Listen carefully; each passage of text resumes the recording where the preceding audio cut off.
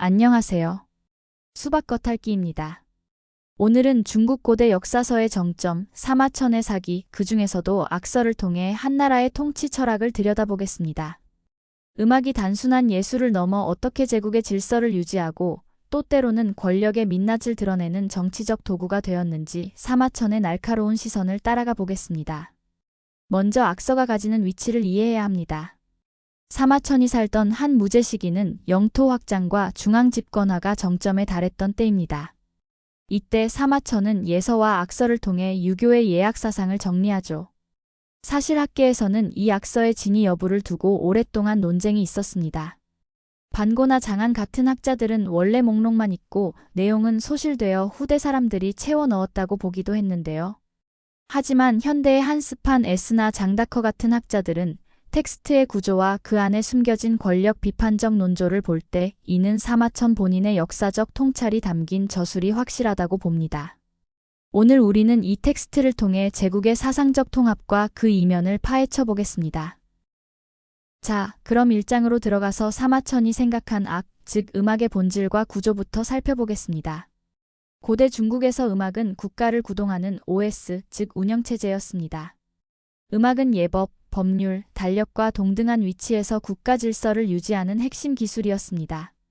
황제의 권력을 정당화하면서도 동시에 그 권력이 폭주하지 않도록 막는 형이상학적인 브레이크 역할까지 수행했죠. 도덕률을 넘어선 통치공학, 그게 바로 음악이었습니다. 사마천에게 음악은 단순한 소리가 아닙니다.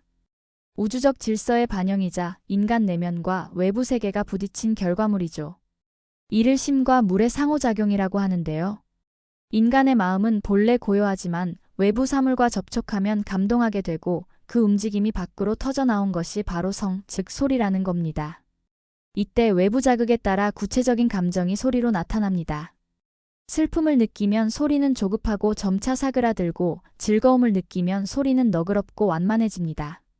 반면 분노가 치밀면 소리는 거칠고 사나워지죠. 이처럼 감정은 고정불변한 것이 아니라 외부 사물에 의해 촉발되는 것이기에 음악은 이 감정의 파동을 다루는 기술이 됩니다. 그렇다면 음악은 어떻게 만들어질까요? 사마천은 마음과 사물의 만남에 주목합니다. 인간의 마음은 원래 고요하지만 외부의 사물을 만나면 감정이 생깁니다. 그 감정이 밖으로 터져나온 게 바로 소리죠. 슬픔, 즐거움, 분노 같은 감정이 소리가 되는데 옛 성인들은 이 감정이 멋대로 날뛰지 않도록 절제하기 위해 음악을 만들었다고 합니다. 그래서 사마천은 서문에서 이렇게 단언합니다. 무릇 악을 짓는 것은 즐거움을 절제하기 위함이다.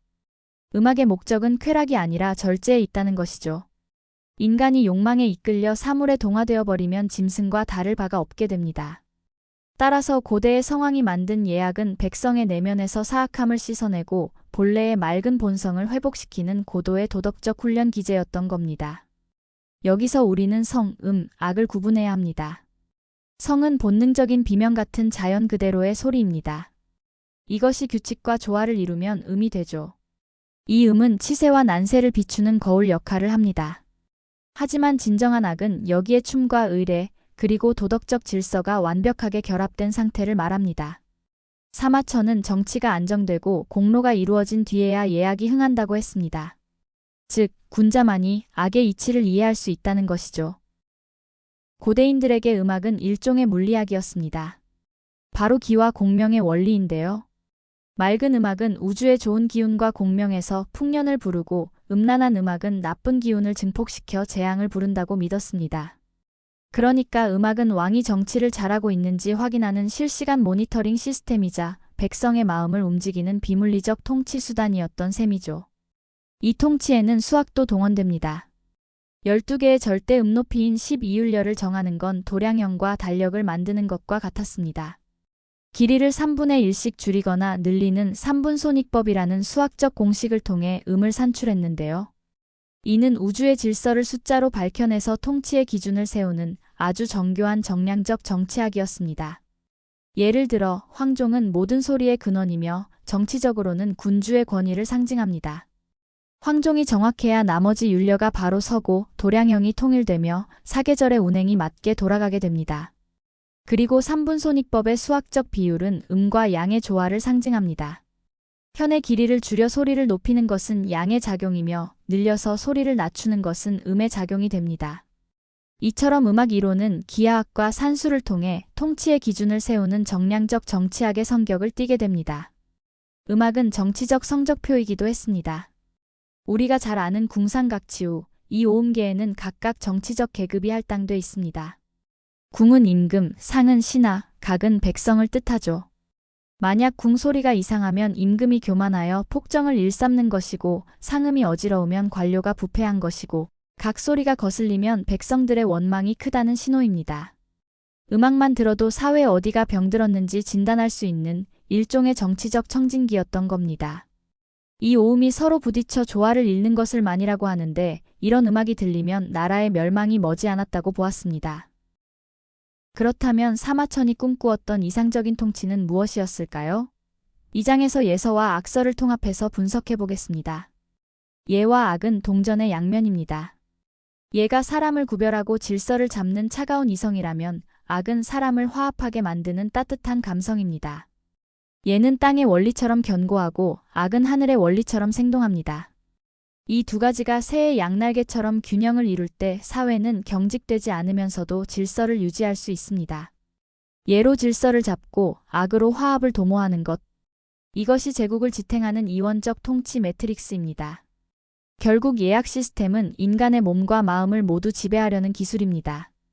예가 절하는 각도, 걷는 속도, 표정 관리 등 미세한 신체적 움직임을 규정함으로써 권력에 대한 복종을 신체적 습관으로 내재화한다면 악은 음악이 사람의 마음 깊은 곳에서 우러나오는 것이며 올바른 음악, 즉 아악은 사람의 마음을 평온하고 선하게 만든다고 주장합니다. 반면 음란한 음악, 즉 소각은 인간의 욕망을 자극하여 사회적 혼란을 야기한다고 봅니다. 따라서 국가는 어떤 음악을 허용하고 금지할 것인가를 결정함으로써 백성의 감정 상태를 프로그래밍하려 했습니다. 형벌로 때려서 다스리는 게 아니라 백성 스스로 복종하게 만드는 고차원적인 통치술인 것이죠. 사마천이 그린 이상적 모델은 형벌 없이 다스리는 세상입니다. 이를 읍양이 지천하라고 하는데요. 서로 읍하고 사양하는 태도만으로 천하가 다스려지는 상태죠.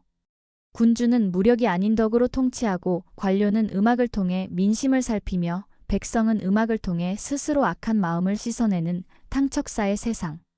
이것이 바로 사마천이 한 무제라는 거대한 권력 앞에서 붓을 들어 옹호하고자 했던 덕치주의의 이상향이었습니다. 하지만 현실은 달랐습니다. 3장에서는 한 무제 시대, 제국의 팽창과 함께 변질되어가는 음악 정책의 실상을 들여다봅니다. 한 무제는 영토를 확장하며 제국의 위험을 과시하고 싶어 했습니다. 이때 등용된 인물이 바로 이연년입니다. 창우, 즉 광대 출신이자 환관이었던 이연년은 천부적인 음악적 재능으로 협률도위라는 고위직에 오릅니다. 그는 서역과 북방의 이민족 음악인 호악을 대거 도입했습니다. 이는 기존의 점잖은 유교 음악과는 전혀 다른 화려하고 감각적인 스타일이었습니다. 이연년이 만든 대표작이 바로 태일신에게 바치는 19장 교사가입니다. 이 제례 음악은 웅장했습니다. 종과 경쇠뿐만 아니라 서역의 하프인 공우까지 동원되었죠. 하지만 이는 단순한 제례가 아니었습니다. 제국의 팽창을 과시하고 황제의 불로장생을 기원하며 이연년의 누이인 이부인으로 대표되는 외척 세력의 권력을 공고히 하는 정치적 쇼였습니다. 지도를 보시면 실크로드가 열리면서 서역의 문화가 장안으로 쏟아져 들어옵니다. 무제의 팽창 정책은 음악의 다양성을 가져왔지만 동시에 전통적인 중화의 예약 질서와는 충돌할 수밖에 없었습니다. 보수적인 유학자들에게 이연년의 신학은 나라를 망칠 음성, 즉 음란한 소리로 들렸습니다. 대표적인 사건이 그 밤의 비판입니다. 무제가 서역에서 얻은 명마, 한열마를 찬양하는 노래를 종묘에서 연주하려 하자 그 밤은 조상들의 영혼이 어찌 짐승을 찬양하는 타락한 노래를 듣겠습니까? 라며 격렬히 항의합니다. 이는 단순한 취향 차이가 아니라 국가 제례의 신성함이 황제의 개인적 허영심에 의해 파괴되는 것에 대한 저항이었습니다. 그렇다면 정의의 음악은 왜 위험했을까요? 공자가 정나라의 소리를 추방하라고 했을 만큼 유학자들에게 공공의 적이었던 정의의 음악은 현대 음악학적 분석과 고문헌의 기록을 종합하면 다음과 같은 특징이 도출됩니다. 첫째, 음계의 복잡성. 전통적인 아악은 오음계를 중심으로 간결하고 안정적인 반면 정의의 음악은 칠음계를 사용하거나 반음, 미분음을 적극적으로 활용했을 가능성이 높았습니다. 유교적 관점에서 오음계는 오행과 오륜의 질서를 상징하는데 여기에 변치나 변궁 같은 반음이 끼어드는 것은 봉건적 신분 질서의 이질적인 요소, 즉 불순물이 침투하는 것으로 해석되었습니다. 복잡함은 곧 혼란이었습니다. 둘째, 리듬과 템포의 가변성. 정의의 음악은 빠르고 변화무쌍하며 박자가 불규칙했습니다. 이는 인간의 심박수를 높이고 감정의 동요를 일으킵니다. 셋째, 가사의 내용과 정서. 남녀 간의 애정, 이별의 슬픔, 향락적 삶을 노래했습니다. 이는 국가에 대한 충성이나 부모에 대한 효도와 같은 공적 가치보다는 사적 욕망을 부추기는 기제였습니다. 물론 무제도 명분이 필요했습니다. 그래서 당대 최고의 문장가 사마상여 등을 동원해 이민족의 멜로디 위에 유교 경전의 우아한 가사를 입히는 작업을 합니다. 겉으로는 유교적 수사를 쓰지만 속은 호학의 멜로디와 신선 사상의 욕망이 뒤섞인 것. 이것이 바로 한 무제시대 예약제도의 복합적인 실체이자 제국적 문화 권력의 모습이었습니다. 그렇다면 역사가 사마천은 이 시대를 어떻게 기록했을까요? 사장에서 그의 명시적 비판과 뼈 있는 침묵을 분석합니다. 사마천은 대놓고 비판합니다. 무제의 교사가는 너무 난해해서 오경의 통달한 선비조차 그 뜻을 모른다고 말이죠. 대중을 감화시켜야 할 음악이 소수 권력층의 지적 유희로 전락했다는 겁니다. 또한 선대 황제들은 제도를 함부로 고치지 않았음을 강조하며 툭하면 제례를 신설하고 사치를 부리는 무제의 행태가 유교적 겸양에서 벗어났음을 꼬집었습니다. 하지만 더 무서운 건 사마천의 암묵적 비판, 즉 의도적 공백입니다. 사마천은 악설을 책의 앞부분에 배치해 중요성을 강조했지만 정작 당대의 음악 제도에 대해서는 상세히 기록하지 않고 비워두었습니다. 곽숭도나 방포 같은 학자들은 이를 두고 당대 음악에 대한 혐오와 불만을 침묵으로 표현한 것이라고 해석했습니다. 또한 음악을 관장한 이연년을 음악가 열전이 아닌 아첨꾼을 다루는 영행열전이나 외척세가에 배치했습니다. 신성해야 할 제례 음악이 외척의 득세와 황제의 사적인 총애로 오염되었음을 구조적으로 폭로한 것입니다. 사마천은 딜레마에 빠져 있었습니다. 한편으로는 도덕으로 통치하는 선진 유가의 이상을 옹호했지만 다른 한편으로는 제국의 팽창과 다원적 문화라는 거대한 현실을 기록해야 했습니다.